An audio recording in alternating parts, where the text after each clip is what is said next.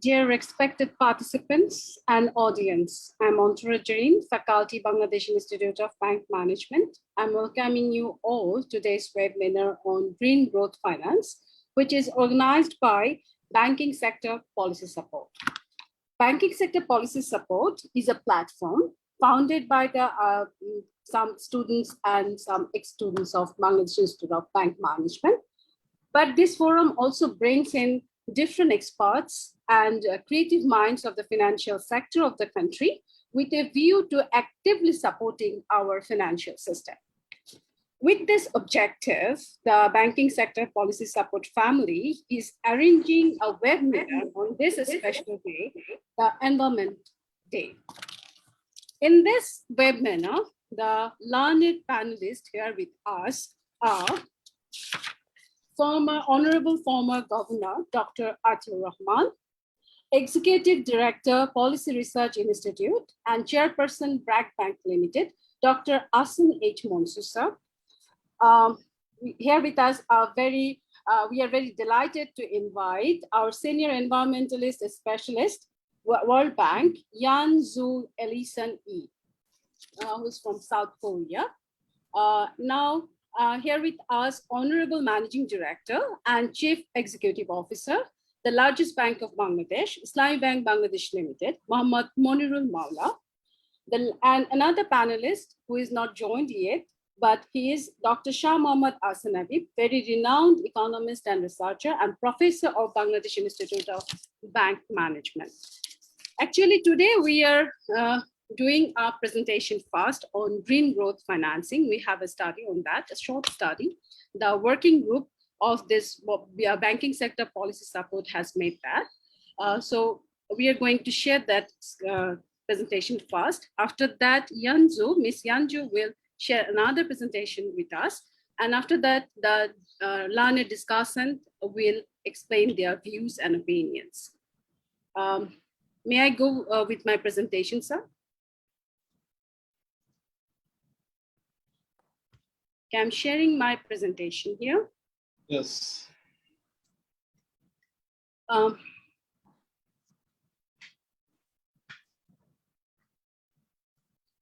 That is basically green growth finance. The presentation is on that. And here with us, the learned discussant. I have already mentioned this, the name and introduced them with the audience. And the working group, the team, behind this study, I'm Zareen, Priyatosh Gupta from Citibank, MGK Jewel, Amit Bakchi, and Shelly Borwa. Okay. Now, in the study, we have a survey on some very layman question, very initial questions to introducing green growth. And in this study, we ask different groups, what is green growth? And surprisingly, the primary data comes with us that they know, regulatory stakeholder, yes, they know. Some of them know, but not clear. There is 6% who really don't aware of that. But when you go to the end user group, a very large portion is not aware what is green growth. So this is basically a small yes-no survey data that what is green growth, that is awareness. What is the awareness of that green growth? And we ask another question, does environment finance promote green growth? The answer also similar to the previous, that end user actually don't know it is connected or not. But yes, regulatory sector, banking sector, and other educational academic groups, basically, they are quite aware of that. This environment financing is really promoting the green growth. With this word, if we consider the conceptual issues of global practices, there are a lot of definitions of green growth, which considers economic growth with environment, addressing the environmental issue. Basically, this is the main part of the green growth. And if we consider the economic growth and green growth, the gap is basically the inclusive green economies, that is economic welfare.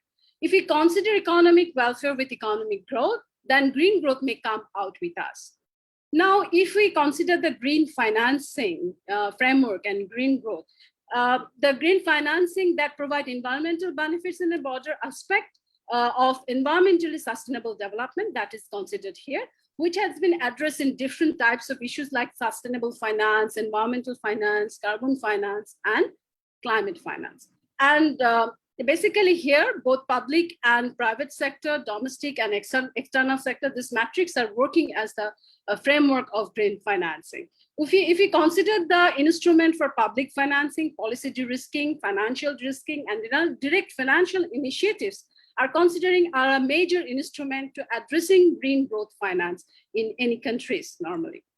And definitely other non-public, that means private sector green financing, if we consider, definitely financial institutions, financial intermediaries, NBFIs and banks are playing a vital role. The support intermediaries are working as the knowledge group, and pressure and communication group are user groups here. Now, if we consider, actually, there are lots of studies that how our GDP can be affected from the environmental degradation. We found lots of studies here. But if we consider the Kuznets curve, that it is upward sloping. Here we are considering the carbon dioxide emission per capita and GDP, and it is upward sloping. The data shows that it is upward sloping. Now, what is the policy initiative are there to catalyze environmental financing in promoting green growth in Bangladesh? Yes, we have lots of policies. Definitely, we have addressed in many ways our Bangladesh Environmental Conservation Act, our climate fiscal framework, national forest policy. We have many things, many policies in different aspects. And if we consider the fiscal incentive, yes, there are a number of incentives that is introduced to promote these environmental products in our country, to promote the investment on this environmental products, these green products. And these are some examples of that. This is not all. There are many incentives out there. Now, if we consider what are our central bank is doing to unlocking the private financing, then we can find that they also have taken a lot of initiatives, definitely. Though formally it has been started in 2011, but it has been started in 1997 by addressing the environment in the credit risk sector. And in 2008, environment is considered as an indicator in the CSR policy, corporate social responsibility policy by the Bangladesh Bank. After that, 2011, formally the green banking policy and environmental risk management guideline has been introduced. This is the chronology how they developed many policies. Yes, under this policy, you will find many refinancing facilities. Those are providing different type of refinancing facilities. They have refinancing facilities for renewable energies. They have refinancing facility for Sharia-based bankers. And they also introduced foreign currency GTF, Green Transformation Fund, as refinancing facility, which is delivered in foreign currency. And in the last year, actually, 2020, in the last month of 2020, there is this remarkable circular that is sustainable rating and sustainable finance policy, which introduced sustainable agriculture, sustainable CMSME, socially responsible finance, green finance, and sustainable rating and refinancing for the fund for technological development and upgradation. So if we consider the policy of central bank to unlock the private finance, yes, there are a bundle of this. Now, if we consider the status, what is going on, are this policy are implemented? If we consider the public sector, green public finance to promote green growth, actually here in our Bangladesh, we are really pioneer in developing the climate budget under the climate fiscal framework. Okay, so if we consider that climate budget, then we can find the scenario of environment budget allocation. Basically, the pollution sector is not considered here. Other than pollution, everything is considered in this climate budget. If we see the budget allocation, it is really increasing. Okay, the blue line is increasing. But if we go the green line, what is going on here? That is decreasing in the last year. It is reducing. Basically, COVID period hits the last quarter of the last fiscal year. So maybe the infrastructure that we are investing to achieve our middle income growth, middle income level of goals. So in that case, we are not addressing the climate change. Maybe that's why the allocated budget may not be invested. It is declining, though the 1 quarter is under COVID. So it may be, maybe we can think that some fund from that climate finance is reallocated to address the COVID issues. If we consider, this is just the data representation of graphical presentation, but why I'm doing is here. That is the last column if you find, as of total budget, as percentage of total budget. In 2017, the allocation as of total percentage to the, if we consider 8.01%, which is reduced, though the nominal value is increasing, but the proportionate allocation considering the percentage of the budget is 7.26. So the budget is increasing, definitely, but the allocation of climate things are increasing accordingly, proportionately. It may be a question. If we consider the real terms, then it may be another question. It may raise another question here. Now, if we consider that Bangladesh climate change strategy and plan thematic areas under the last 5 years, considering the budget, we can find that in the mitigation and low carbon development, the fund is increasing. Though mitigation is not our consideration, or is not our goal, but to achieve the global goal, actually for the developmental issues, we are addressing the global commitment here. Now, if we consider this part, food security, social protection, and health, the allocation to climate budget is decreasing. Basically, here it is if we think that it is a shocking perspective, because the climate investment in the resilient agriculture is decreasing over the year. If we consider the disaster part, it is also decreasing considering the 17 to 2021 and 22. Basically, this proves that Sidor and Ayla have passed 10 years ago. And actually, this resembles us that we are not proactive planners. We may plan reactively. When something happened, then we invest to the climate if we consider in the disaster part. In its infrastructure part, it is also shown some kind of decreasing, and that reflects that in the infrastructure level, we are not considering the climate change that much, okay. But research and capacity building, absolutely, we are doing good. Now, if we consider the private green financing, what is going on here?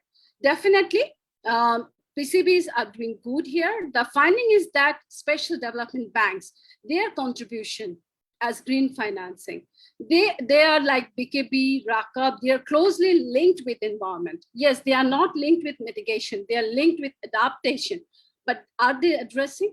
This data may raise this question. If we consider the refinancing scheme, yes, it is addressing all the refinancing schemes. Sector-wise green financing, if we consider green industry is now the prominent sector. Before that, our renewable energy and energy efficiency was the prominent, but now it is green industry. Another thing I really want to point out, there is a remarkable option in the central bank policies, that is climate risk fund and CSR fund, which had been introduced to those funds which cannot be addressed with the risk premium due to environmental risk. The regulation is from the CSR fund, minimum 10% can be allocated to the climate risk fund. But now, what's the data shown? 31 banks invested in the climate risk fund, less than 10%, less than 10%. Only 28 banks are considering this.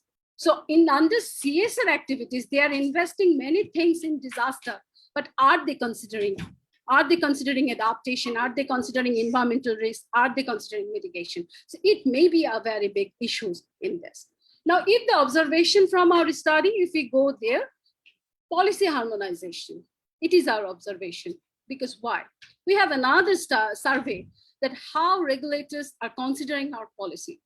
Everybody are considering our policy as excellent, but some are thinking it's working, it's not working. So there is some issues on that. Yes, if we consider end user, there is a very different data from the three other groups. Operational challenge, if we consider the operational challenge, the opportunities under this sector, yes, regulators have sustainable growth, scarce domestic resources, so this is very good for them. Banks said that bank image, market diversifications are the good things for them. End users said buyer's preference. Green industry is basically the buyer's preference. So improvement of living standards, lower borrowing rates. So these things are end users' opportunity of using green products. But what is their challenges? You will find that one challenge is considered by every group, that is lack of awareness, knowledge gap, technological know-how. Yes, this is definitely a very big challenge in unlocking green financing. Definitely bank and financial institutions, non-bank financial institutions are thinking this green financing is high, considering a high operating cost as their challenge. Why high operating cost? It is also connected with the low knowledge or technological knowledge gap. It is also dominated by that. Innovative products exploration is another demand now, because we can consider under this COVID, we can see that there are many businesses, those are considering green processing. So do we consider that? Can we consider these things as innovative product? We can use our CSR, we can use blended finance, we can use ring fencing, climate risk fund, insurance bond as innovative. We have to explore something different. Now, there is a need, definitely, this is a market demand, the integration among the stakeholders. Definitely green financing, green growth financing is a supply-driven financing.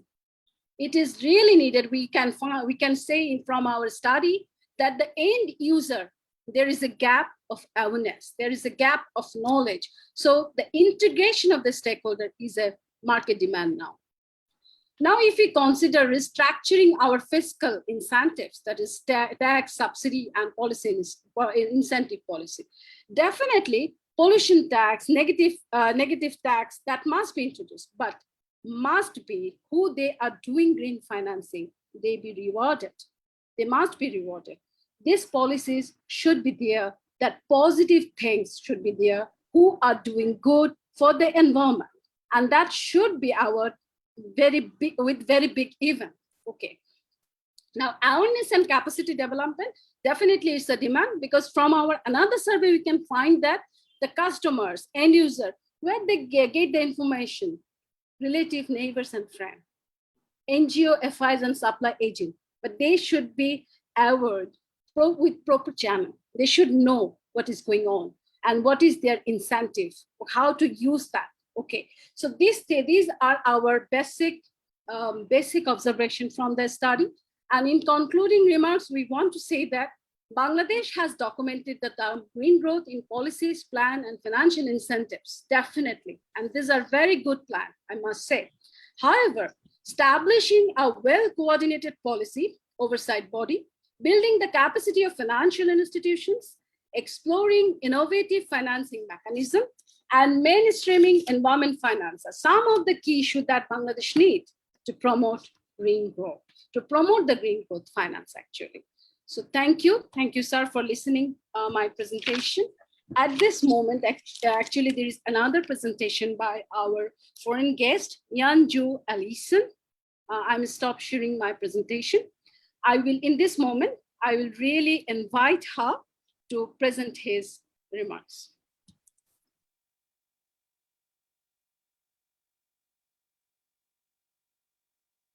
We can't hear you, Yanju.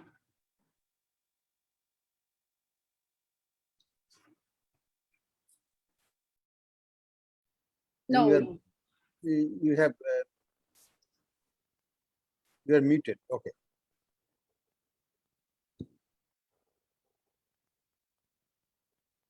No, we can't hear you.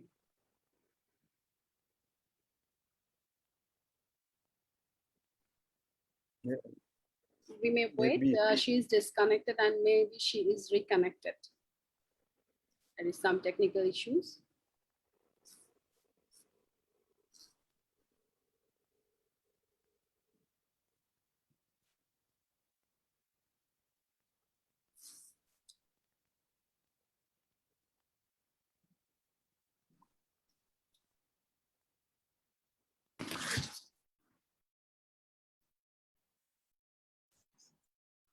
Okay.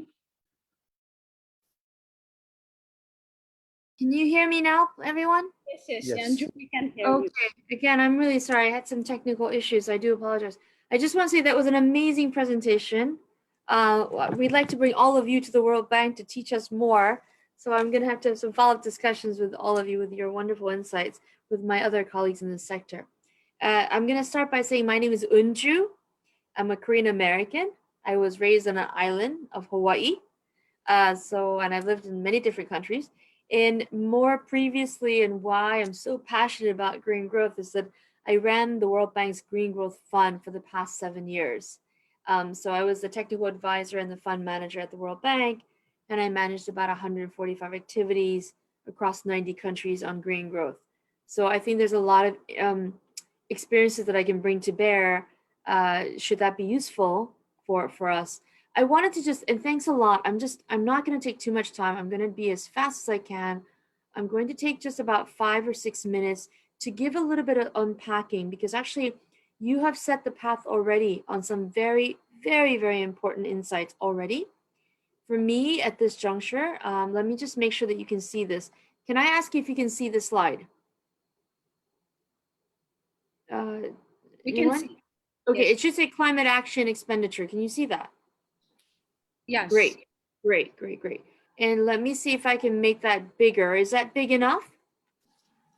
I hope that's big enough. I don't know if that's big enough. Let me just see if that's the best I can do at the moment. If it's not big enough, I'll do it. What I'm going to do now is, because I'm not physically there, and just so you know that I will be moving to Dhaka as early as end of July, and I'll be there for the next 2-3 years. And I'm really excited about it because this is a big deal for me. Green growth is something I'm most passionate about, and I know that for Bangladesh, not only will you achieve it, but you're going to surpass it. So I'm really excited. So there are about 8 slides that I want to show across a number of presentations, and I'm going to be very fast. It's going to be like a big study visit that you might do virtually. This is a presentation that I'm going to share with you really quickly done by the Ministry of Finance of Korea. So in Korea, the Ministry of Economy and Finance, so the economy planning and finance are together. I think in your country, in Bangladesh, it's separate. You have Ministry of Finance and Ministry of Planning in a separate entity.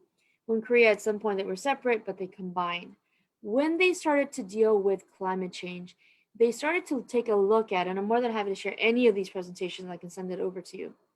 Well, one of the things they took on is really quickly that actually environmentally good policies increase GDP, increase GNI of Korea, and they didn't see any downsides of any policies that meant good for environment. So reforestation 1970s, green belt policy 1971, and the bus reform in 2004. These are not just, there's just a few to give you an illustration that being green is not bad for the economy and also for the finance. And so in 2008, and I think you've covered it in your presentation, Korea was forced, actually, it's not that they wanted to, but they were forced to take a development paradigm shift. Because of the financial crisis of 2008 and 2009, Korea was forced into the position of saying, look, we really got to examine whether our country can live beyond these shocks, financial or otherwise. So we need to shift. And they made a paradigm shift for a national growth strategy, very much like your 8th five-year plan, to go from quantity to quality growth, and from fossil fuel dependent to energy independent. And that's the key here. So for Korea, they found the necessity, and I'm just going to unpack whatever you've actually presented very well. I'm just going to unpack it a little bit. They found the necessity to do low carbon, not because it's just good for the environment, but because it's good for the budget. It's good for finance. It's good for the coffers and the assets that the country has, because 97% of the energy of Korea was imported and 80% was fossil fuels. So you can imagine the CO2 value and the increase of that is quite high, something to be mitigated and addressed. On top of that, because the economy is doing better and better, people demand better quality of life. And as we have seen across the world, better quality of life, whether it's sanitation or clean air or health, has become or is a right to life, essentially. Third, climate change in Korea, like Bangladesh, and I think you might even see much higher, the variability of weather for the world is about 0.74. And this is data from 2009, so I apologize, it's a little unupdated. But at the time when they analyzed what they had, Korea realized for them, their mean temperature differentiation is a plus 1.7, plus or minus 1.7. And that's 2 times more than the average variability. And that variability translates into a lot of different effects economically and also quality of life. Your presentation did an excellent job of putting in the green growth definition and what that would mean. One of the things I want to just predicate here and be really strong about, and very important for the bankers in the room, is that the institutional arrangement or the legal framework must come first. It cannot come last, it comes first. So when Korea decided they needed to go for a green stimulus in 2009, their strategy was framed on the Framework Act on Low Carbon Green Growth. I'm still learning about Bangladesh policies, but Framework Act in Korea sense meant any other law that comes after this act must comply with low carbon and inclusive green growth principle. It doesn't matter if it's education or transport or energy, all of it must comply, and there is a criteria and a process. Secondly, they broke down the strategy like you into a national strategy for a long term, like your Perspective Plan 2041, then the 5-year term, very much like yours, and then they did a 2-year 5-year plan, a second 5-year plan that would happen, that would start framing after the 2nd or 3rd year. And this meant today, when Korea actually did the Green New Deal that you might have heard in 2020 with the COVID response, they actually adjusted their 3rd green growth 5-year plan to manage this. Lastly, and you have made this point in your last slide, and I really appreciated that. For Korea, actually, one of the things I'm learning about Korea and Bangladesh, you guys have very similar governance systems, actually. The Presidential Committee on Green Growth was most important. The president, in fact, called ministers, NGO heads, CEOs, key academicians into a meeting of about 50, 70 people 3 or 4 times a week over a year, which meant the Minister of Transport on a Monday meeting was told XYZ, and on Wednesday, he or she must have data or some idea. Otherwise, that's a pretty big accountability issue.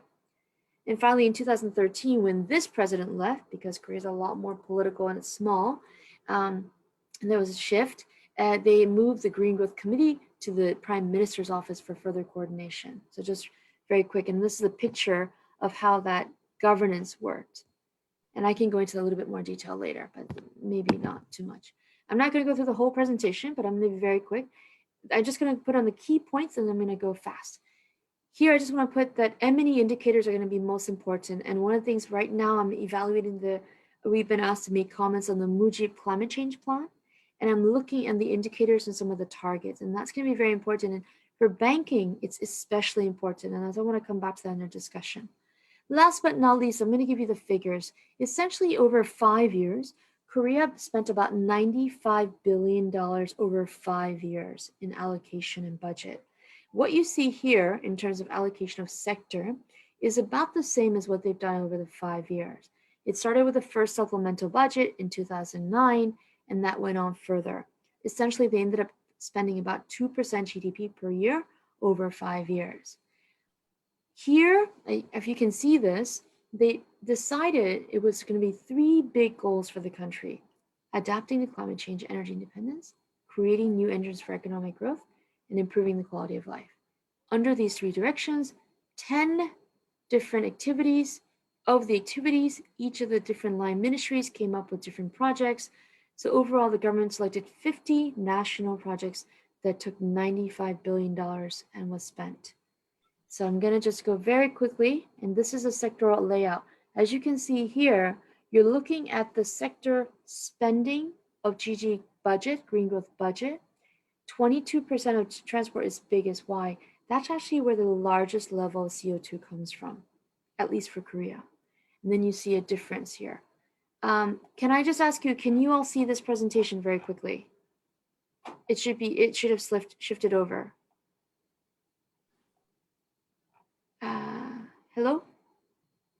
because now we're gonna speed up even faster. Can I just confirm whether you can see this? It should be managing public conflict in landfill. Can you see that? Yes, yes. Okay, perfect. I'm just gonna skip this. Why I wanted to show you this really quickly is about the budget. This is Korea in 1990, from 1978 to 1993. This is open dump waste sites where just garbage was thrown out. The number of methane gas explosions was unsettling. They had thousands of people living on the landfill, open dump sites. There were actual settlements on the garbage from 1978 to 1993. Why do I mention this? And the reason why I mention this is because your comment earlier about the financing and the unpacking of it is very important here. What they're finding is that when we look at institutions and when we look at green financing in particular, is that there isn't a responsible party. We are currently working with your Ministry of Environment, and we find that the authorities of Ministry of Environment and the cities and the different entities involved are a little unclear still, and that's normal. But we would like to figure out with green growth how that financial reliability and the O&M, in particular insufficient O&M, can be arranged. Today, I want to tell you that this landfill, and I'm going to not spend a lot of time now, but I'm more than happy to do another presentation and invite the operators from this landfill for a virtual call. This landfill now creates enough budget, and they actually make over $100 million a year, of which 10% is given to the community nearby in that area. And the revenue that they have from this is funding international ODA support and further R&D investment. I'm going a little too fast, so I do apologize. I'm trying to get to that one slide that I want to get to, so it shows you. And just so that you, this one doesn't have the business case, sorry. I wanted to show the business case to our bankers here because I was so impressed, but it's not coming to the slide, so I'm gonna skip it later. But basically, just to let you know that in this project, this landfill is the world's largest landfill in the world, and it has actually also the world's largest waste and energy facility, 15 megawatts, and it's also a CDM project. So they decrease CO2 over 800,000 tons a year. And Korea has an ETS market. So that's another conversation we need to have. Lastly, and there's only 2 more slides I'm going to show you. This is Kibo, which is a Korea Technology Finance Corporation. And their main goal is to provide financial support in the form of credit guarantee. And it's I don't know what their size is, a couple $2 billion. But basically, one of the services they provide is technology evaluation for SMEs, and also in particular for climate finance. And they provide, and it's a sort of several, and we can arrange meetings for you guys later, but they play a very important role in the area of climate change and CO2, because a lot of the technology and innovation and shift is going to come from technology and new business models. And this particular entity serves that role in a technical capacity and supports banks and collaborates with banks, guarantees the banks so they can operate and do what they do best, which is financing. So they look at environmental externalities and see how they can be integrated into the business model and support SMEs to do that. And so they've done so well that the European Bank of Investment, the European Public Bank, has done an MOU with Kibo to take Kibo's evaluation criteria methodology for evaluating green technology and creating a guarantee. They've adopted it in Europe as well. So this is something to be thought of. And again, I'm going to focus on institutions. Having said institutions, I want to introduce you that, and you've mentioned it a little bit, is that in Korea, there are a number of institutional sectors, different roles for different people. So here you see KaiTech, their main job, Korea Institute of Industrial Technology. Their job is to support SMEs for eco-design, urban mining and manufacturing area, and regulation analysis. And they give this feedback back to the ministry and also to the financial sectors in particular.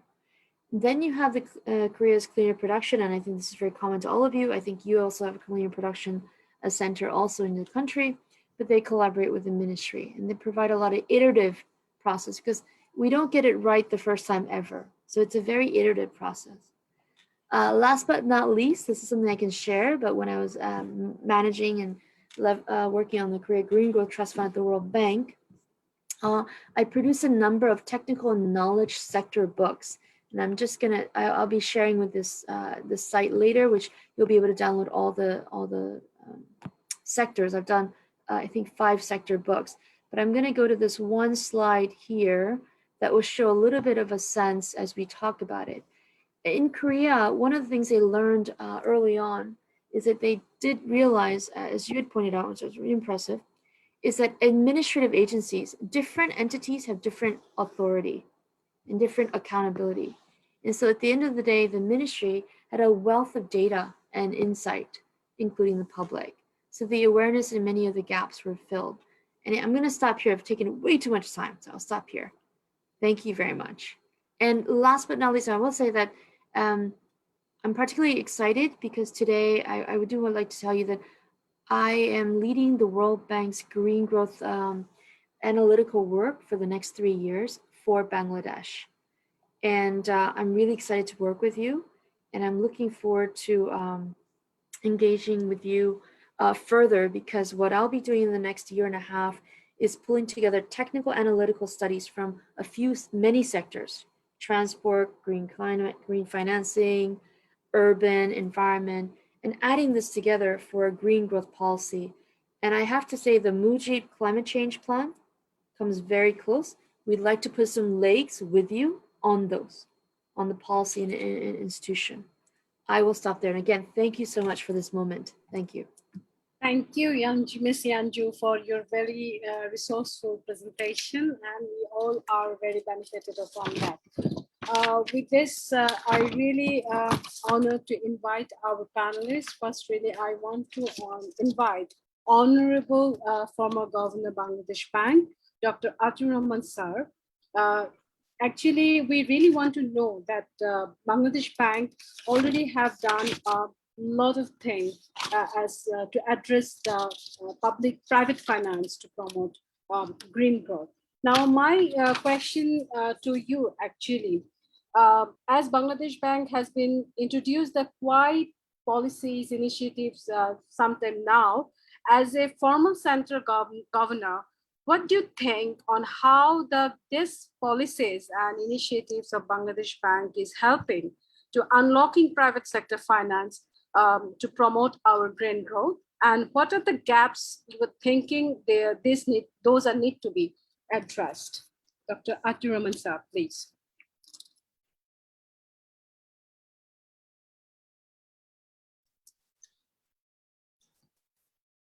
Sir কি আমাদের সাথে connected আছেন? So, yes, sir. Thank you, moderator and the fellow panelists. Thank you for inviting me. It's a very, I would say, robust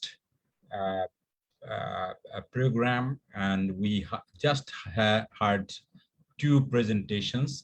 So it's very difficult to really relate both, because it's that Korea is in a different state of development, although we are on the same plane or page in the 60s, but they have gone a long way, and their level of commitment for green growth, green finance probably is just not comparable with Bangladesh. So I'll not even try that to compare, but we can learn from each other's, and we can really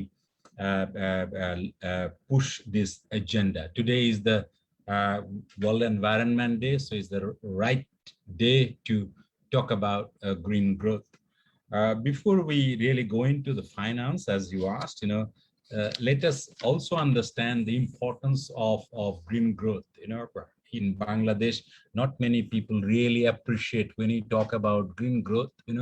People don't understand that the nature has been so kind to us, and it's a nature which has given us all the benefits. So our investment and policies that really help nature in preserving and improving nature's infrastructures that will really help us tide over the climate change challenges. And for that matter, you got to really first, as the Koreans have done, we got to coordinate our development policy so that it becomes green. And for example, making agriculture, biodiversity positive, integrating natural infrastructures with the built infrastructure, human-made infrastructure, backing sustainable production and consumption, ending fossil fuel subsidies, and making renewable energy much more efficient, investing in public transport, and so many things. These are not the jobs of the financial institutions. These are really job of the planner and the finance.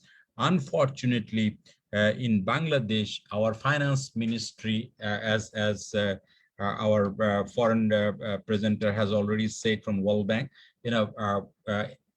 planning and finance are all apart. It's not together. So that's the reason we don't see that harmony in smart investments.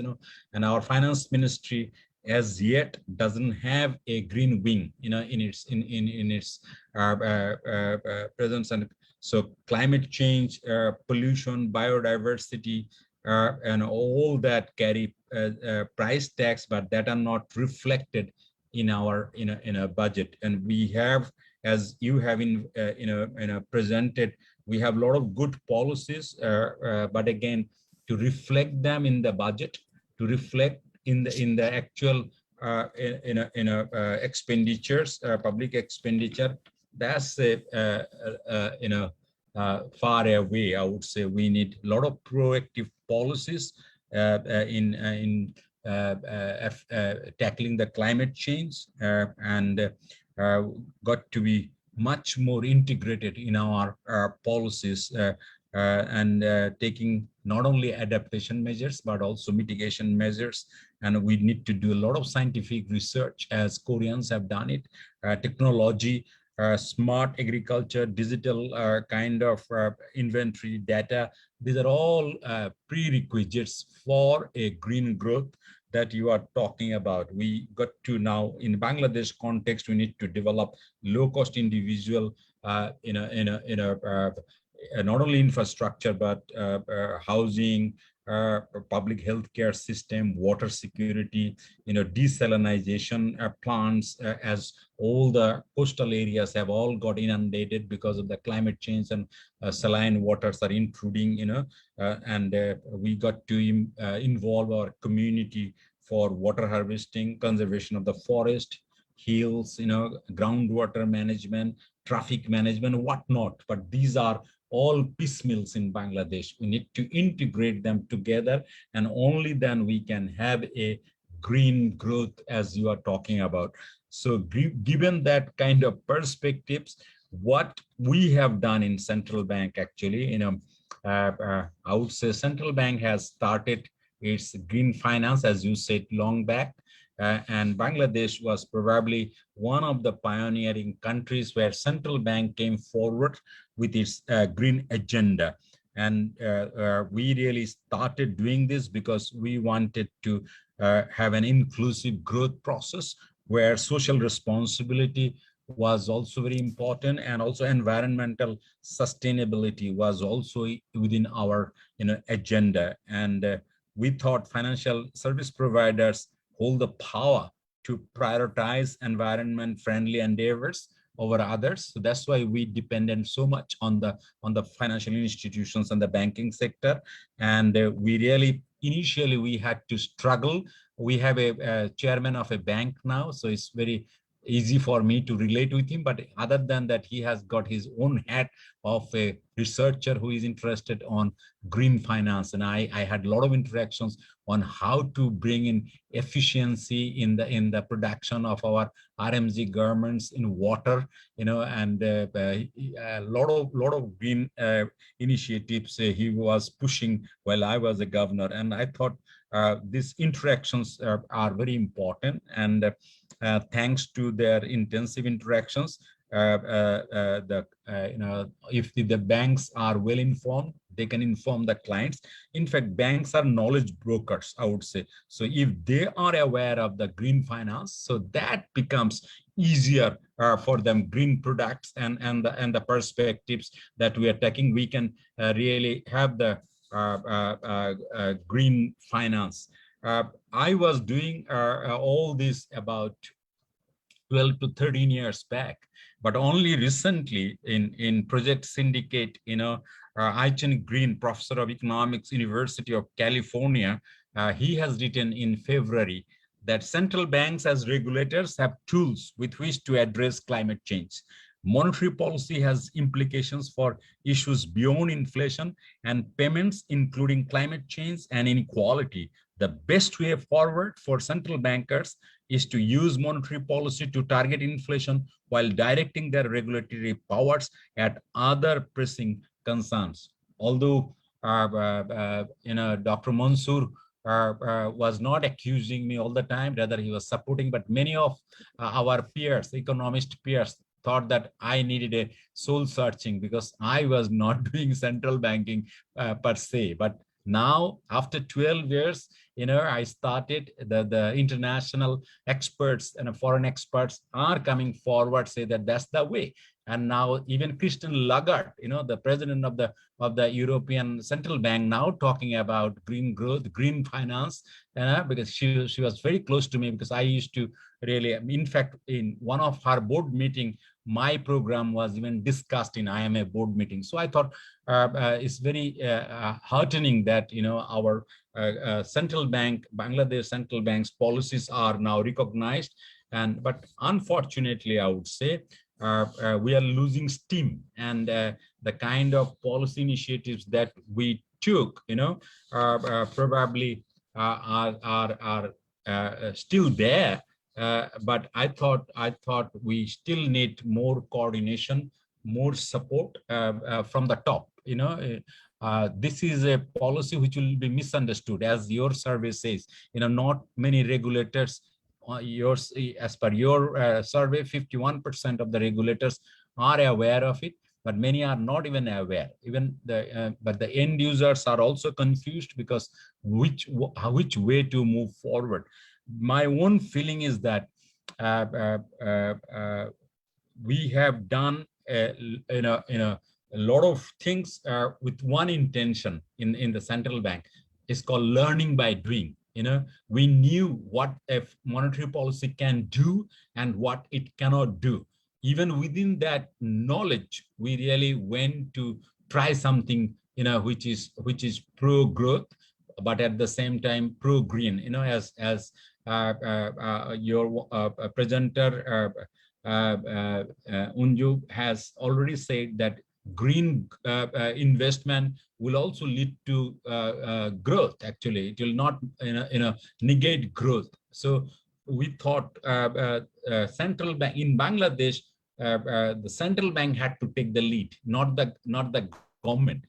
But I thought it was good thing, because in the pandemic now we can feel that central bank can really have in a lot of impact on the financing and also development. So from that perspective, I think we took the right move. And the later the government came in, and as Antara has said, the government now has got a climate budget.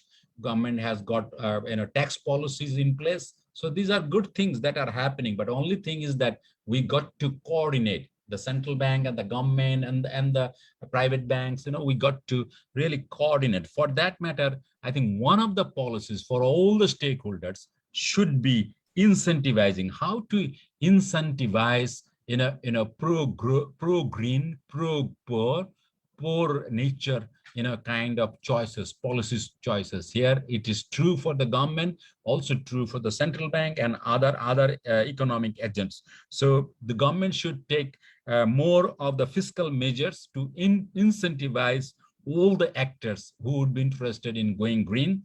Again, the economic incentives should continue. Say, for example, as Bangladesh Bank has been now giving a lot of refinance for green growth.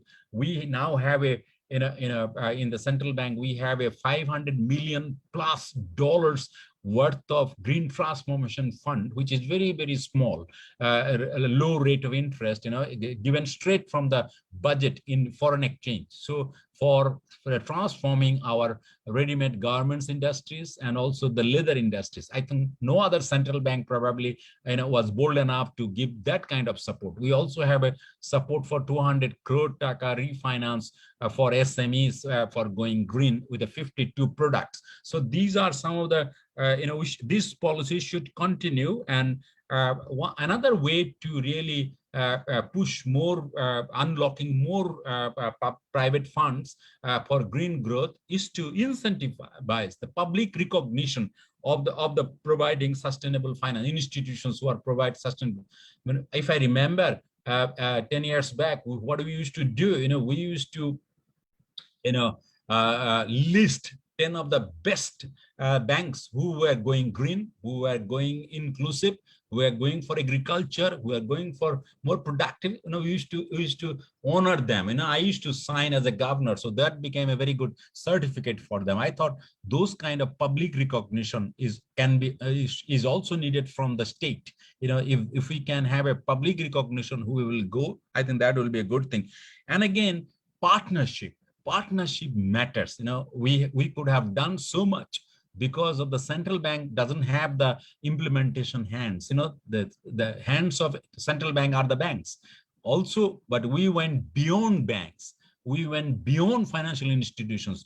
We really started our collaboration with the CBOs, with the MFIs, and also with the social kind of organizations, the academics, the institutions, universities. So we really went for partnership, and that partnership really mattered. And I thought that still could be one of the ways how to really bring in all green growth. Bangladesh has done pretty well. In fact, out of the 10 best green factories in the world, 7 are from Bangladesh. And I was, I must take pride in introducing, many of them into this arena. Now hundreds are going in that directions. But this, so far, so good. But then our budget really, or our planning, as Unju has said, we need a lot more coordination, lot more understanding, and lot more, I would say, synergy between the central banking policy and the finance policy. In fact, finance ministry should have a green wing, where they will coordinate all the policies, because our planning and finance are not the same, and it becomes very difficult. So I thought finance should go for that cross-cutting issues, and they should go for the budget instead of giving to the 21 ministry. Ahsan bhai will probably say that we really don't know where the money is ending up, in the water or in the forest. We really don't know, but there should be monitoring and evaluation and digital monitoring dashboard, and the Bangladesh Bank can help it, but I think the ministry and the Bangladesh Bank should work together. I was happy to hear from you, Unju, that about the Muji Climate Prosperity Fund. I think this is a very good start. We are creating a fund for not only resilience, but not only for adaptation. We are also working for resilience and prosperity, because, as you said, green can become also positive in terms of green growth. And here, I thought people here in Bangladesh are already in a setup, in a mindset that they must go green, particularly in the wake of the of the the surge, the water, the saline water that has happened after the Yash or the Amphan. Lot many people in the coastal belt, millions of them, are really without any drinking water, safe drinking water. I thought if you really want to go for green growth, immediately we'll have to really go for the infrastructures kind of desalinization and others, so that they can survive with the livelihoods, which really are suitable for a human being. Now at the moment, there are even the women in the coastal belt or the men are suffering a lot. Health hazards are coming back because of their drinking of the saline water. So I thought, these are we created a CSR fund for giving that support. I remember Mutual Trust Bank went to the Sundarbans with to the CSR fund, which I encouraged, to dug ponds in the Sundarbans, so that the animals can have water and the local people can have water. Similarly, many banks come with. In fact, finally, I would say Bangladesh Bank went steady with the digitization. I thought digitization itself was a green move. And because we need not use many more papers, and central bank also introduced a carbon monitoring initiative. Every bank has, even today, has to report that how much carbon you are consuming, and they are also have to tell how much green fund this year they will have to. And now we have a green taxonomy from the central bank, a green policy, sustainable policy. So all these are there, as Zareen has already said. These are on papers, good policies. But I think in a challenge lies, how do we implement it, and how do we mainstream with the main finance? I think I'll stop there.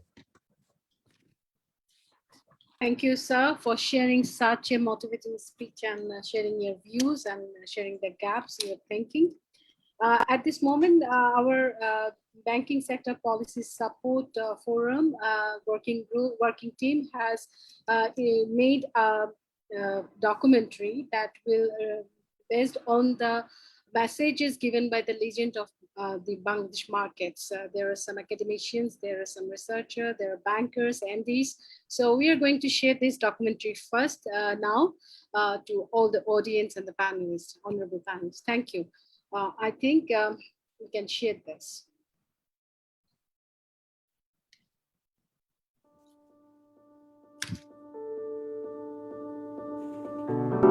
সৃষ্টির আদি থেকে প্রকৃতির সাথে মানুষের রয়েছে এক নিবিড় সখ্যতা, অথচ সেই মানুষের জন্যই প্রকৃতি আজ বিপদগ্রস্ত। 1974 সাল থেকে প্রতি বছর 5ই জুন সারা বিশ্বে পালিত হয়ে আসছে বিশ্ব পরিবেশ দিবস। বিশ্ব পরিবেশ দিবসে এবারের প্রতিপাদ্য হল বাস্তুতন্ত্রের পুনরুদ্ধার। বর্তমান যুগের প্রেক্ষাপটে পরিবেশের ভারসাম্য রক্ষার এই অতি গুরুত্বপূর্ণ কাজটিতে ভূমিকা রাখতে পারে গ্রিন ফিন্যান্স বা সবুজ অর্থায়ন। প্রাকৃতিক যে দুর্যোগ তো আছে, সব মিলে সারা পৃথিবী একেবারেই মুহ্যমান। এরকম একটি সময়ে আমাদের আসলে আর্থিক খাত থেকে সবচেয়ে বড় উদ্যোগ হওয়া উচিত যে সবুজ যে প্রবৃদ্ধি, তার জন্য অর্থায়ন জোগাড় করা।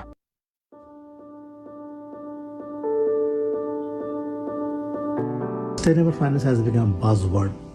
কারণটা হচ্ছে আমাদের গ্লোবাল ওয়ার্মিং এর কারণে আমাদের পুরো planet is getting impacted.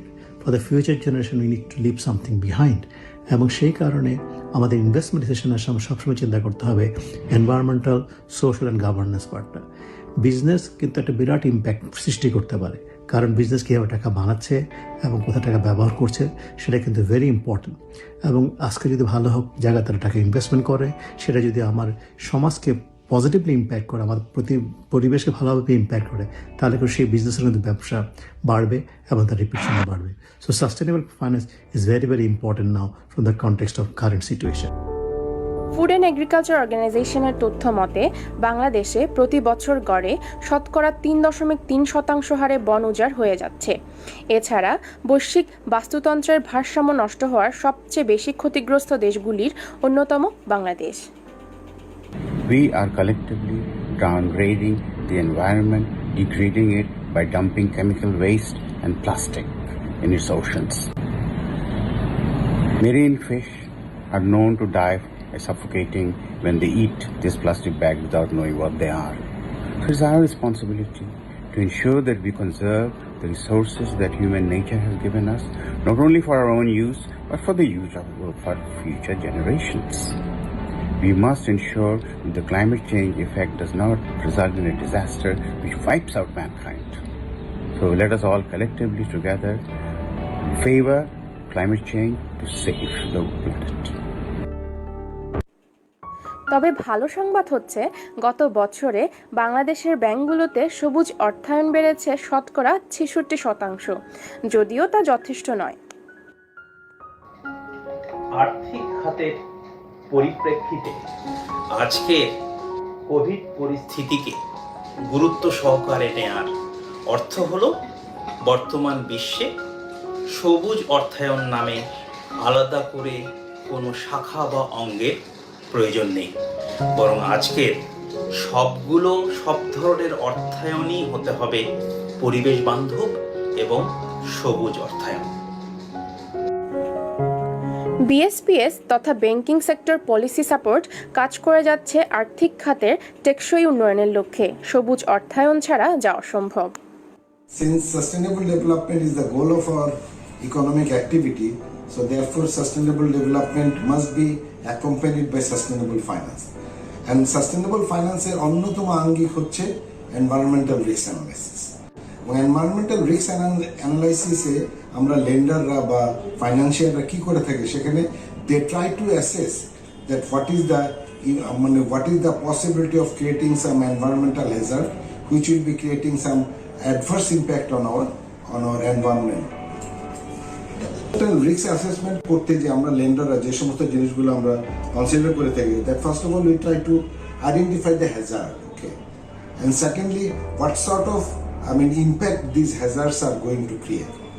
Thirdly, we like to see whether we can mitigate that sort of hazard. And we shall be evaluating it time and again.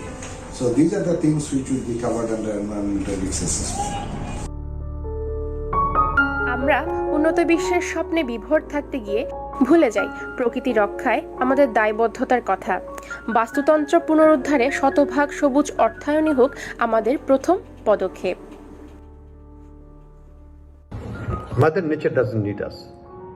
We need Mother Nature. But the way we are destroying nature at a pace that was never seen before in the history of mankind is unprecedented. Every year we are destroying 1.5%. Mother Nature is kindly filling it up by 1%. But this 0.5% loss every year is accumulating and creating an atmosphere which may make the world unlivable for us. If you want to live a better world for our future generations, we need to grow, but we have to grow in a manner which will be green, which will be sustainable, and which will leave a better future for our children and generations to come. Science, technology, and finance. All of this will be needed. The mankind has to change their taste, their behavior, and the way we treat nature. We have to be green. We have to make our world more greener, in the sense that the world is more livable for the generations to come.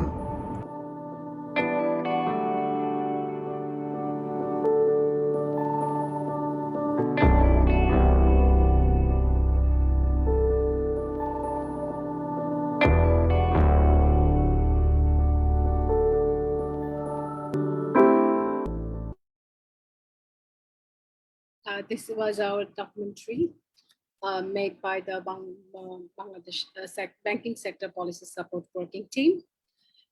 Actually, now I really want to go to our honorable guest, Dr. Ahsan Mansur sir. Bangladesh is, we are well known that Bangladesh regulatory stakeholders are addressing positively green growth in their policies and initiatives.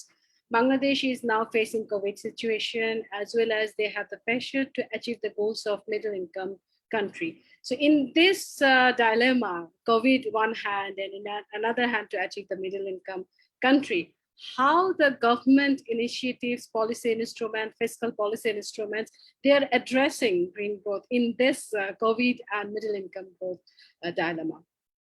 So I'm requesting our honorable guest, Dr. Ahsan Mansur sir, to say something on that. Thank you, Antara, Zareen. And let me first thank BSPS and the organizers. They first came the idea of this having an event on the world environment and this study. And the topic is very relevant, very pertinent to this this cause of. And I think Bangladesh is one of the countries which must think very seriously about the way we have to go. We have to go in future. We have to grow. There's no question about it. But we have to grow in a way that does not destroy our environment and our livelihood for future generations.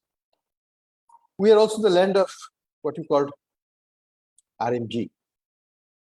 And we know that RMG is a polluting industry after all. Globally, 20% of pollution is attributable to RMG sector. This is a lot for one sector, probably the largest, as a single component, the largest. And the fast fashion, which Bangladesh is catering, is the worst of that, because it changes rapidly. It has a lot of color, it has a lot of chemicals used, and it is very bad for our ecology and nature. So we have that industry as our driving, growth driving factor, sector. Secondly, we also have leather, which is also polluting, and we are not managing it very well. So, and on top of that, we have this. We have also quite at the top is we are dealing with the ship breaking industry, which is also very bad for the nature. So we have to deal with these industries. We don't have to abandon, but we have to manage the process, and that managing, along with management in other areas, the host of other areas that Manju mentioned, including the dump sites, methane accumulation in the nearest in the dumping ground of Dhaka city, is we have a huge cloud of methane hovering over us, which is much more harmful than carbon dioxide directly. So we have to deal with those as well. You see, there is also efforts going on to manage this process. We know that this is the PACT project. PACT project is helping the RMG sector in particular manage water resources, reduce energy, and also it has been relatively successful over the years. We see that the number that former Governor Atiur Rahman said is that 7 out of 10 green RMG factories are located in Bangladesh, and this is one of these outcome of that process of awareness among the industries, particularly RMG industry stakeholders, that they need to shift to green production. And there is a soft pressure on them also from the buyers, European Union, for example, H&M. They are also playing a role in helping the transition to a new RMG industry, which will be much better than what it was and has been until now. So this process is going on. Along with that, there is also initiative to contain the hazardous chemicals use, because dyeing industry is notoriously using bad chemicals because they're cheaper but they're very harmful. So there are substitutes which are a little bit more expensive, And generally, industry prefers a cheaper one if there is no cost of doing it. User cost is not there. So we need to devise policies how to make the users or polluters pay for their cost of operation, and that is not yet very effective in Bangladesh. What has been effective, in my view, is the soft power of the buyers. So that is working, and there will be more pressure coming, and we'll be changing that, and that change will be better. Now, coming to this support for this change, I know that a number of initiatives were taken by Bangladesh Bank, and almost all of them were taken during Atiur Rahman's time. I mean, he was the pioneer in that respect, I must admit, and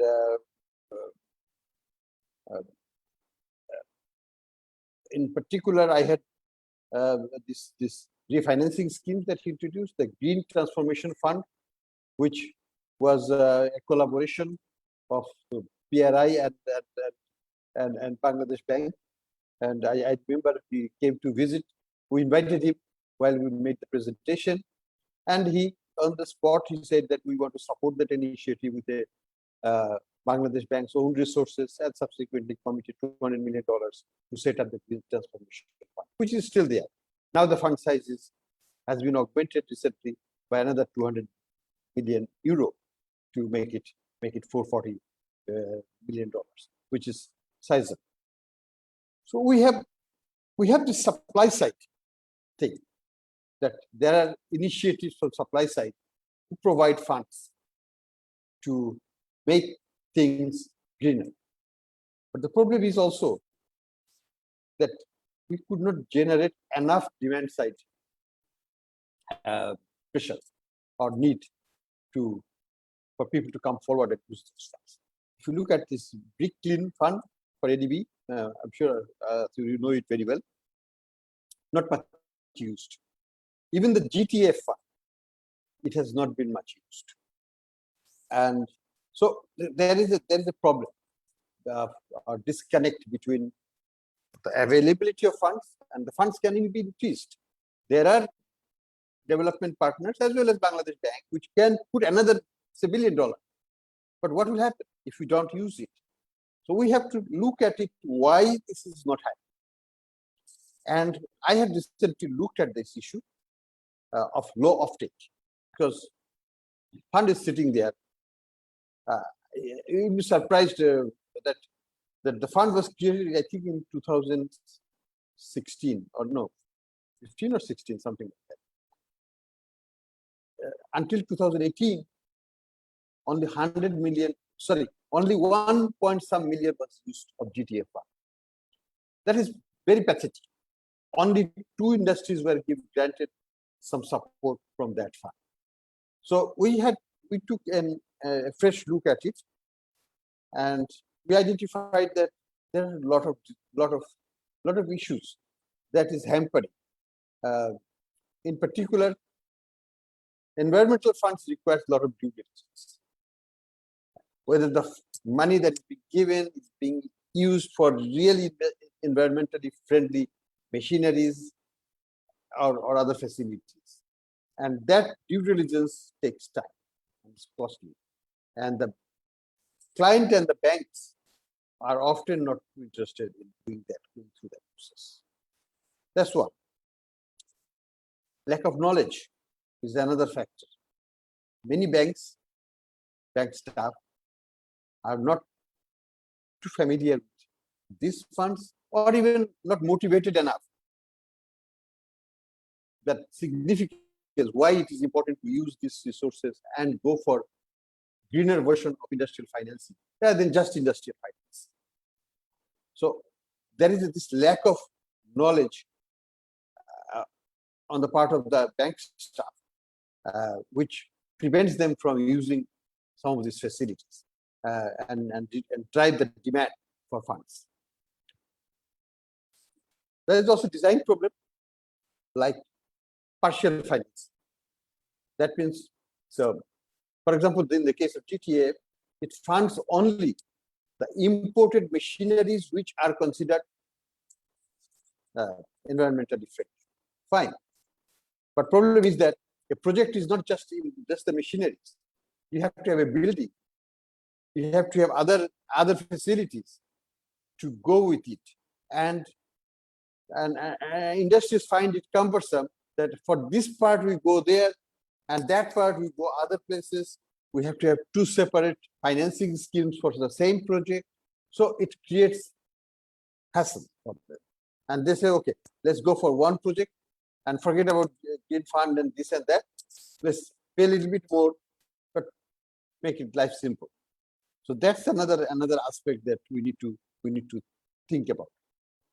Finally, also, this is what is important is that there is a need for technical support to those industries which are going for environmental changes, for renovation, to save energy, save water, or save or minimize emission, etc. They need technical support, and that element component is missing from the side of the fund providers, and it's costly also. So there is a need for something to who's going to fund that technical support. That issue should be carefully thoughtful. Maybe government can subsidize it in part, which will help the offtake or use of these funds by the industries. The other area, finally, I think, is that SMEs, they are, even if they're interested, they just can't, they're simply excluded because they don't have the capacity to go through this due diligence and ensure that they meet all the criteria for use of those funds. So they're left out. None of the SMEs care about these funds. They think that it is it's for the big ones. And so we need to create something very specific that will help the small farms to come and access these resources. I think the Korean experience, the Ju said, this is very relevant to that. We have to have a specific keto type program that you mentioned in the case of Bangladesh to help that SMEs to come to that. Because SMEs are also big polluters. They're huge in number. They're in hundreds of thousands. And they are big polluters. They can be motivated, they can be changed, they can be helped, but nobody cares. So we have to specifically think about the SMEs because this is the biggest segment of our production structure, service providers, and they are big time polluters. They're small, but they're doing it as well, and it adds up very fast. Finally, I would say that financial sector can certainly drive or help drive this process. Of course, political leadership and coordination at the government level is very important, no question. But the financial sector, both the central bank and the commercial banks, special banks, can play an important role. We have problems, as I identified some of them, but these are not insurmountable. They can be overcome. All we need is cooperation, learn from the experience. I'll not say mistakes, but experience, that what worked and what didn't work. And if we can do that, I'm sure we can change the outcome. Finally, I would say that I fully agree with Dr. Atiur that the central bank's mandate is not only limited to the core objective of inflation control, monetary management, but to also facilitate this kind of initiatives, which will ultimately make the world more living. I will stop at this and thank you again for organizing this event. It's very timely and very pertinent for this 5th of June World Environment Day. Thank you. Thank you, sir, for sharing your very valuable views with us regarding these issues. Now, I really want to move to our Honorable Managing Director and CEO of Islami Bank Bangladesh Limited, Monirul Moula, because IBBL is the largest bank, we all know that, and contributing green financing in different aspects. So my question you too is that how Sharia-based green banking is practicing to achieve the green finance, green growth, and what are the challenges you are thinking you are facing in this practice? What is your opinion on these issues? Thank you, Zareen. Moderator. First of all, I would like to thank Banking Sector Policy Support, wonderful platform. And today is the World Environment Day. You organized this program on today. It is a wonderful combination. I am very fortunate. I think I am very fortunate that I have listened to important personalities' speech in this moment. Dr. Atiur sir and Dr. Ahsan Mansur sir, who has a lot of recognition and given Bangladesh economy in a important height. And I think this presentation of Ms. Zareen and Ms. Yeonju is a wonderful presentation, and we have learned more things from this. First of all, I like to thank our sir, Dr. Atiur Rahman, who is the pioneer to introduce the policy guideline for green banking and green finance in banking sector when he was the governor of Central Bank. In 2011, first BRPD circular number 01 and BRPD circular number 02 issued regarding institutional mechanism to practice green and sustainable finance. Later, our central bank introduced a sustainable finance department and issued guidelines for environmental and social risk management for banks and financial institutions of Bangladesh. In 2020, our central bank is also fixed a target of minimum 5% of total investment should be in the green field, and according to this guideline, Islami Bank Bangladesh Limited being a socially responsible bank, always gives utmost priority towards environmental friendly and socially desirable investment, focusing on people, planet, and profit. And as per guidelines of central bank, as well as local and global industries best practices, Islami Bank focuses mainly the following some activities.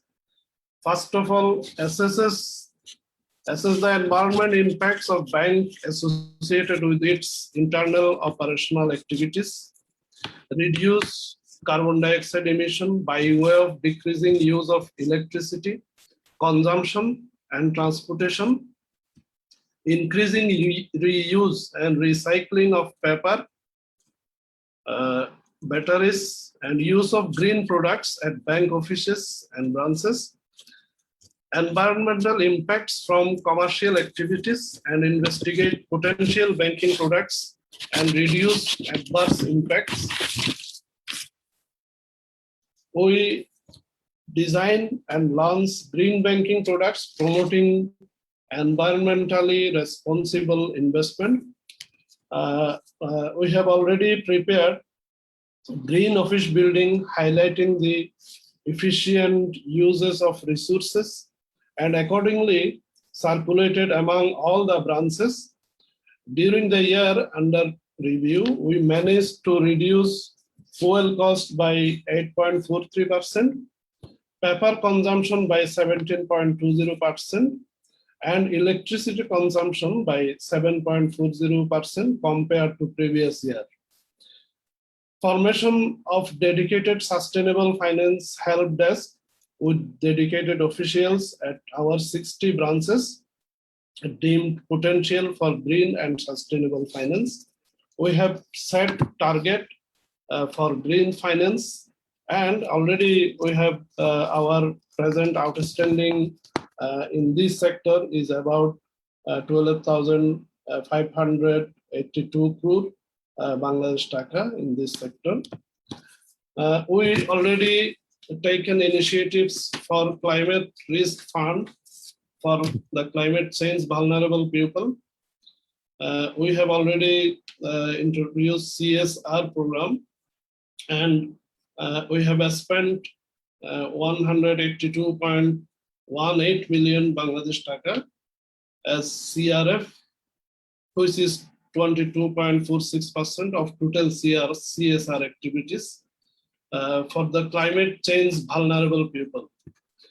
And we are taking for capacity building of our employees so that they can manage all green banking projects and environmental and social risk projects. And we already trained around 1,200 employees of our bank for green banking and finance through the virtual platform. And we have environmentally and social risk management policy. And we have already projects around 29,533 numbers of projects have been rated under environmental and social risk rating, out of which 10,531 projects have been financed during the year 2020. And we, for tree plantation for Green World, we have already distributed 638,000 saplings, and we have spent around Taka 30.75 billion for Green World. And our in-house management, we have already we are trying to enhance awareness among the employees of IBBL, and we have taken some strategic plan for green banking and green finance. We are already taken some steps for achieving at least 15% green disbursement out of our total investment. And we are trying to reduce paper use and increase virtual communication. We make the dedicated sustainable finance help desk to more active and dedicated to green banking and green finance. We are conducting environmental and social due diligence to manage non-compliance with the bank's environmental and social standards. We are trying to promote green industries, and our existing plants where water treatment plant is not working properly, we are going to finance to them for ETP project, and in maximum cases we are trying to eco-friendly projects, to finance eco-friendly projects, and the projects where biological ETP have. Mainly, we think our entrepreneur and our customers must think it is as investment for future generation, not as expenditure.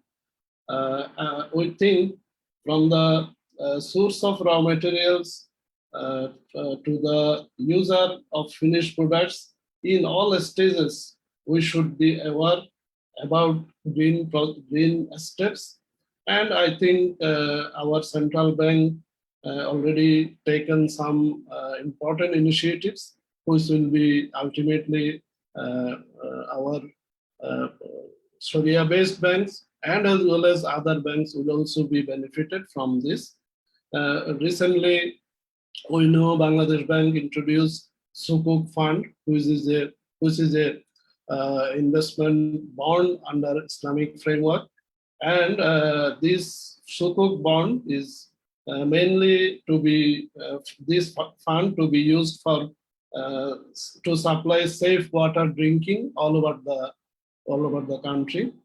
I think this is one of the important steps, and this will be increase our awareness, and ultimately we will be free from environmental hazards, and to be Bangladesh will be in a good shape, inshallah, within 22 within immediately, inshallah. I like to conclude to thanks again our two important teachers, our guide, Dr. Atiur Rahman sir and Dr. Ahsan Mansur sir, and again thanks to Banking Sector Policy Support for arranging this today's program. Thank you very much. Assalamu alaikum.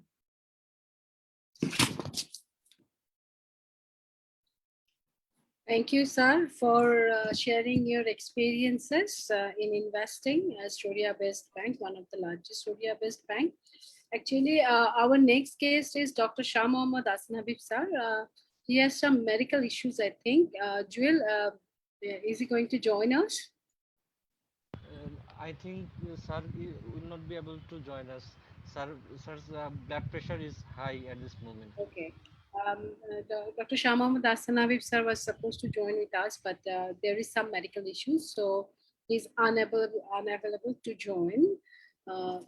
With this, actually, from this webinar, we can come that we need really integration, one policy, and the policy must be integrated to all the regulatory stakeholders and must be passed to the end user. And it is also found in our study also, actually, because end user ultimately who are going to implement green growth, they are unaware of the initiatives that already has been taken by our regulatory stakeholders.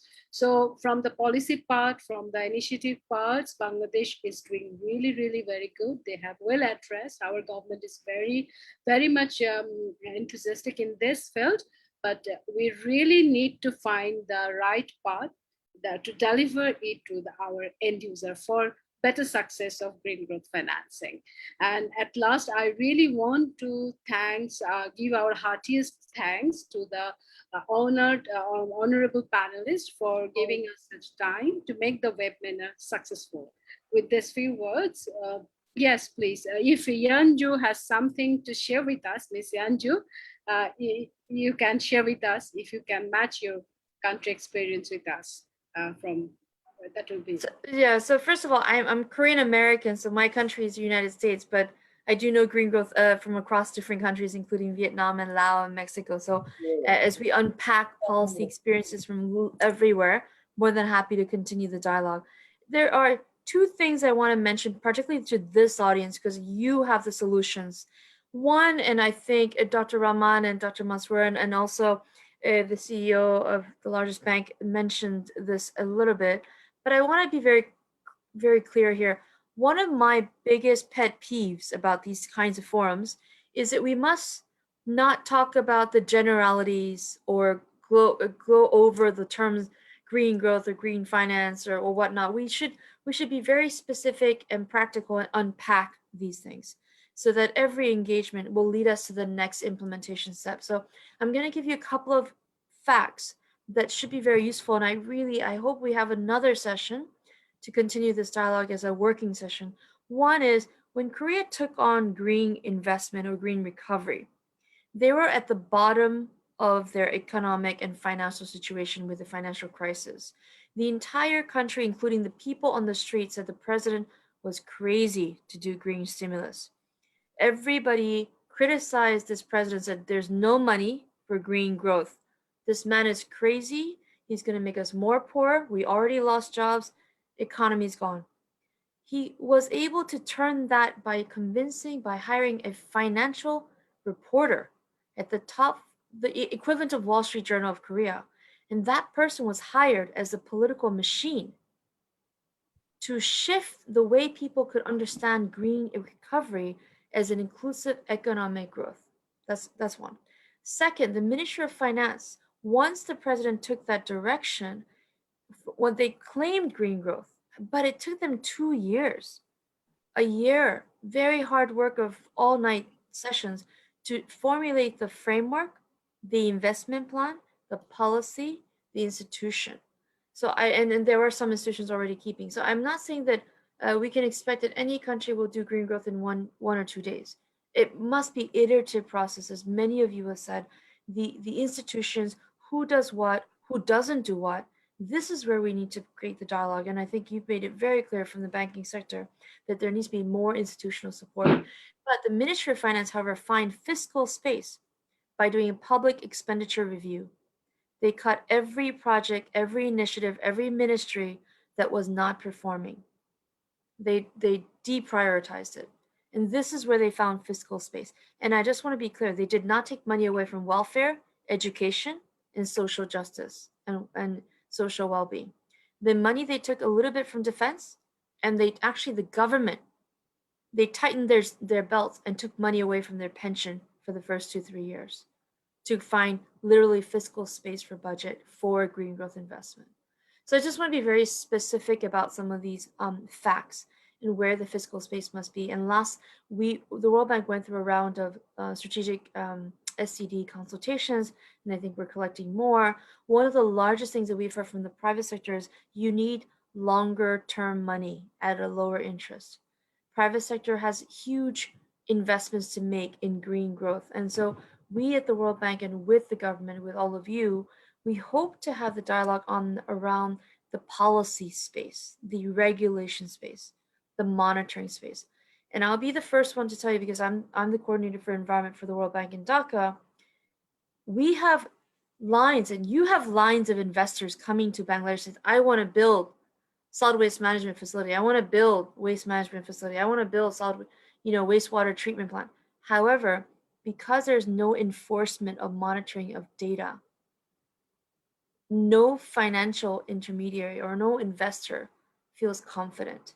So this is where we need your support to bring to the government the need for that data transparency and that constant, reliable regulation. Thank you so much for that 3 minutes. I appreciate it. Thanks.